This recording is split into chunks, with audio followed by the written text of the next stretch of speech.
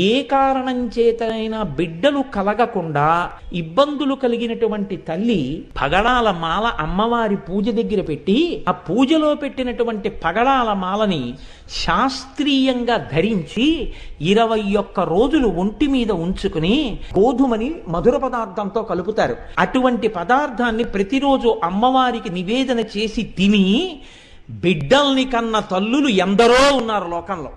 పగడాలకు ఆ శక్తి ఉంది. బిడ్డలు కలగని తల్లులకు కూడా బిడ్డలు కలిగేటట్టుగా చేసి గర్భమునకు ఉన్నటువంటి దోషాన్ని తొలగించాయి. దీని మీద నాకు జ్ఞాపకం ఉంటే ఆ పేరు కరెక్ట్గా డాక్టర్ జిరి అన్న ఆయన, మన దేశం వారు కాదు, ఆయన ప్రయోగం చేసి నిజమే భారతీయ సాంప్రదాయంలో పగడాన్ని అంత గొప్పగా చెప్పడానికి కారణం ఉంది, పగడానికి ఆ శక్తి ఉంది అని నిరూపించి చూపించారు. కాబట్టి పగడం అంత గొప్పది. అందుకే పగడం తలుచుకుంటే అమ్మతనం ఉంటుంది అందులో. అది అందుకని పగడం వేసి చెప్పడం.